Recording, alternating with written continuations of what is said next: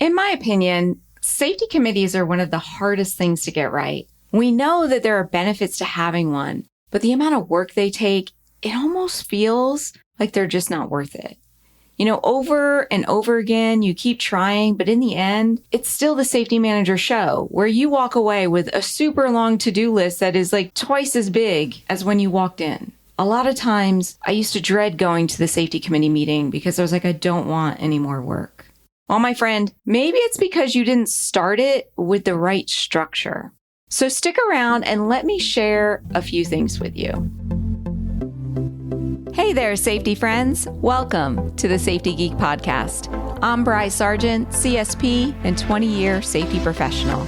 After spending years training safety leaders across the globe for a large corporation and creating safety programs from the ground up over and over again, I am now sharing my processes and strategies with you.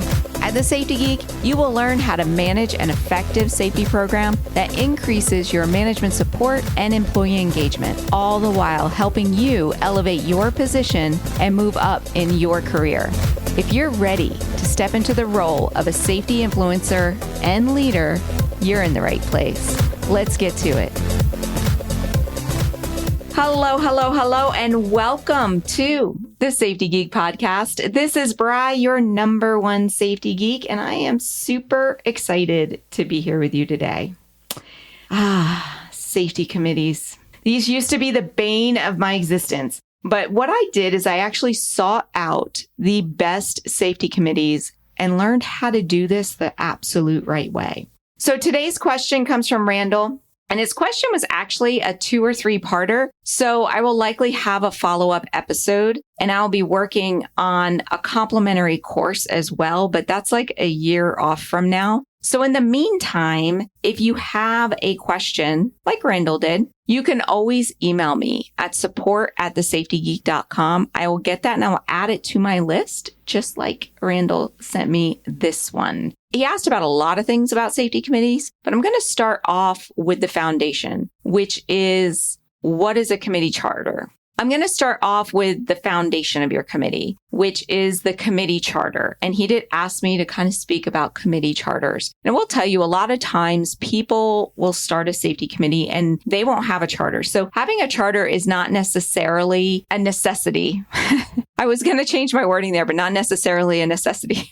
It just doesn't sound right. Having a committee charter is not an essential piece. It's not necessary. However, it does kind of set you up for success. So I think it is a good thing to have. So let's start off with what a committee charter is. And basically, it looks like a policy, but it's a document that lays out the goals and the missions of the committee. And it outlines how they will operate. And the thing about the charter is all the members have to agree with the charter. So it's very similar to a policy where, if you think about it, you have all the management team agreeing to the policy. But in this case, it's everybody that's on the committee that they agree to what this charter is and this mission is. It really only needs to be a few pages long. You never want to get too detailed in your charter because it's then going to handcuff the committee. But you want to make sure that they have something in writing that gives them a little bit of authority. So what this charter does, and the reason why you want to have one, is that it ends confusion. So there's never any confusion about what the committee's purpose is and why it's there. And it allows for other people to lead safety. A lot of times your other employees or your management team, they may be thinking like, why am I listening to this safety committee member? Well, they have a charter that is giving them that authority. So that way they can lead safety in this one area, whatever it may be. So it's kind of important to have one because it is giving that authority to the committee. And on top of it, it sets expectations, not only for the committee members, but it sets expectations for the management team to make sure that they listen to the committee and that they follow the committee's recommendations, or at least consider the committee's recommendations. Now, the key parts of a charter are the mission, the scope, the roles, the meeting schedule, the duties, the expectations, and then the actual procedures. So let's take this one by one. The first part of that charter needs to be a mission or a vision. This is the statement of the committee. And I will tell you, when I had my charter, my chairperson started every single meeting reading the mission and the vision of the committee. It kept everybody grounded. Like, why are we even here? This is why. Next is the scope and the purpose. This makes it sound like a policy, but you want to make sure that you're defining the scope, especially if that scope is not all encompassing of your company. So sometimes a safety committee, their scope might be within a certain area of the business, like just the safety sensitive parts of the business. And they don't have any scope where it comes to like customer service or sales or office or something like that. That may be your decision, but it sets out that scope and then the purpose being why they are there, not necessarily the mission, because the mission and the vision is like the future vision of what they're trying to create. The purpose is like the why. Why are we doing this committee? And the purpose may be because your state requires it, but it may also be because you want to include employee participation and feedback in your safety program. It might also be that you want to have a well-rounded safety program that includes views from all areas of the business. It may also be because you want to have fresh eyes on different departments. So that way you make sure that it isn't just the same warehouse workers looking in the warehouse or the same truck drivers looking in the trucking. It's switching that up. You decide what that purpose is and what that scope is and make sure that you define that. The next section is roles and responsibilities of the members. Now, you're going to end up having 3 very key members to your safety committee. You're going to have the chairperson who basically runs the committee. They are the people that set the agenda, that organize the meeting, all of that good stuff. Then you're going to have a co-chair who steps in when the chairperson is not available. They may also partner up with the chairperson when they are available. I believe both of those roles should be employee-led and not supervisor-led, but that's a whole nother discussion. And then your third key member is the secretary, who is going to be taking down all of the minutes of the meeting, making sure that they get approved and posted and shared with everybody who needs to see them. Your chairperson and your co-chair may also present committee projects and committee happenings and recommendations to your executive committee. So you want to lay out what those roles are and what you expect out of each of those roles. Now, you can add different roles in there. You can add in like, I don't know, the team lead for each department or something like that. Maybe you have, a construction department. Maybe you have a project management department. Maybe you have a productivity department, something like that. And you have a team lead for each one. And you want to lay down some rules and some responsibility for each of them in there. That's fine. I believe you need representation from all those departments, but I don't think that they need to have a clear title in your committee unless you're talking about a very large operation. So 3 roles are generally good enough: chairperson, co-chair, and secretary. And if you noticed, I didn't put you in any of those roles. This should be an employee committee. You're invited. You're not a member. But whole other discussion, right? Okay, next is the meeting schedule. How often is your committee going to meet? When are they going to meet? How flexible is this meeting schedule? Are you going to make it so stringent that they have to meet by the 3rd Friday of every month? Or is it going to be you just meet once every 4 weeks? Or maybe you want them to meet every 2 weeks. Maybe you add some flexibility in there and you say meet as often as needed, but a minimum of once every 4 weeks, whatever it needs to be. So make sure that you have a meeting schedule in there. And in that meeting schedule, it should lay out who's responsible for setting that schedule and communicating that meeting to other members. You might put that in roles and responsibilities as well. And next is duties. Now, this is where I want to warn you. You want to make sure that you are very broad when you're listing their duties. Their duties and responsibilities need to allow room for them to be effective. So their duties could include things like inspecting the entire facility once every quarter, or creating a safety improvement project once every month. Whatever it happens to be. I know what I like to have my committee members do, which is do inspections, but I also like them to do observations and assessments. And we kind of split it up so that way they're doing a little bit every month. And we actually give them the homework in between meetings. So it's not like they're doing this work in the meetings. And that leads me to expectations. That's the next set. So under expectations, you might have things like, I expect them to have improvement projects. I expect them to be completing these inspections and follow-up inspections and communicating hazards found to the appropriate people. I expect them to communicate their meeting minutes to the employees. I also expect them to report to the executive advisory committee once a month and tell them what's going on. Or I expect them to be properly trained. That's another great one with safety committees, is that you want to make sure that you have put them through the proper training to be on the committee. And you might even have some expectations in there for inclusion or diversity. So that way you make sure that you're including everybody from every department and that you have diversity in gender and race. So that way you get a full view of what's going on in your workplace. You don't want to always be hearing from the same type of people. And the last section of your charter is procedures. What should they do exactly, and how should they do it?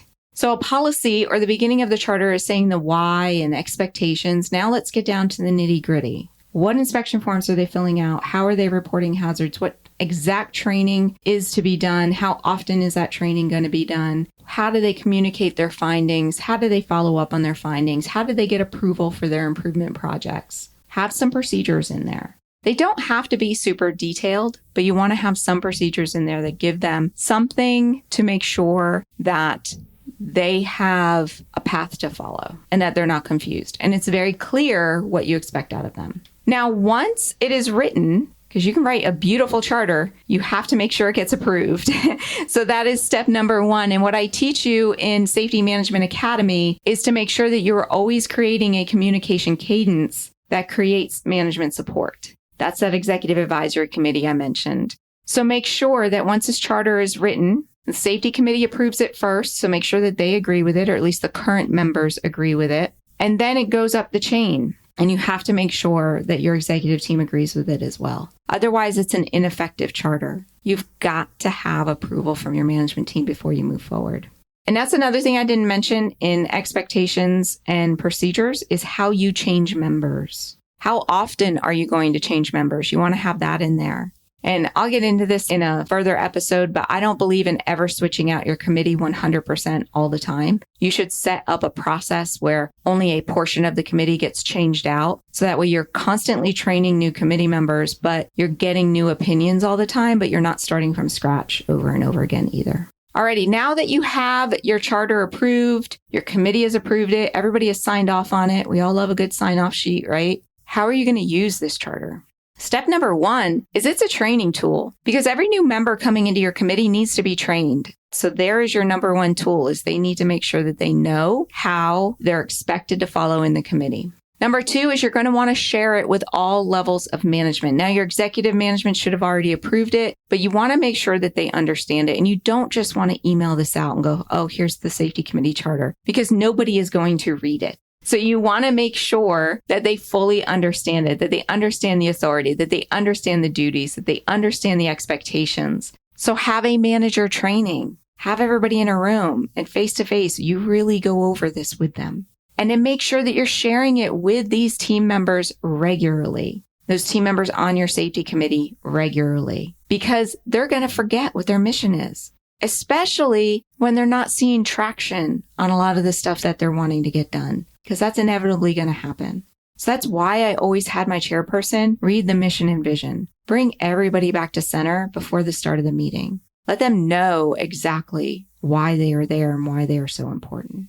Now, another thing that they would do, and this is my chairperson did this. I didn't come up with this. It's really brilliant. I should have come up with it. But what she would do, she always read the mission, no matter what. But purpose, duties, and expectations, she alternated. So she always read one of the other ones because you're not going to read the whole charter out loud at every meeting. That just takes too long. But she would read a part of it at every meeting just to bring a reminder to the safety committee what was expected out of them. Now, hopefully you're seeing how when you have a properly executed charter, that it gives your committee structure. Because the problem with most safety committees is this structure. They're not really sure what they're supposed to be doing, and they are never really given full authority. So without that structure, they're going to struggle and they're going to falter. So it kind of, saying this just reminds me about kids. So I know a lot of you out there are parents, and the thing about kids, as you're raising them, you hear this over and over again, that they need structure. You know, kids need discipline, they need schedules, they need structure. Because when they have that structure, they end up thriving. And it's children that don't have structure that end up in trouble one way or the other, whether it's schoolwork or it's something worse than that, right? It's the same way with our employees. They need the structure. Now, they don't need to be like slapped over the hand with it, that type of thing. But when they know that they are fully supported and they have these rules that are going to be followed, that the management team is going to give them authority and they're going to listen to them and they are expected to follow these things, then they're going to thrive. So you don't have to have a committee charter, but hopefully you're seeing that it actually is a little necessary in order to make your committee successful. All right, if you want to hear more about this or when my employee committee training becomes available, it's something that has been on my to-do list for quite a while, so I'm hoping to get it done within the next year. Make sure that you get on my mailing list, because if you're on my mailing list, I will definitely be emailing you and letting you know when it is ready. And the best way to get on my mailing list is to go to thesafetygeek.com and click on that big orange button on the top of the page that says free course. Take my free course. It's just 5 days. It's little videos. They send it to you. You can cheat and take them all at once if you want to, but you'll get on my mailing list. I send you some really cool newsletters. I keep you informed as to what's going on in the Safety Geek, and we get to communicate, and it's kind of cool. And when I do my employee committee training, I will let you know. You will also find out when new episodes drop. So make sure that you check it out. And in the meantime, I will see you in the next episode. Bye for now. Hey, if you're just getting started in safety, or you've been at this for a while and are hitting a roadblock, then I want to invite you to check out Safety Management Academy. This is my in-depth online course that not only teaches you the processes and strategies of an effective safety management program, but how to entwine management support and employee participation throughout your processes. Are you ready to finally understand exactly what you should be doing and ditch that safety police hat forever? Then you have got to join me and your fellow safety scholars over at Safety Management Academy. Just go to thesafetygeek.com/SMA to learn more and to get started. That's thesafetygeek.com/SMA. And I will see you in our next students only live session. Bye for now.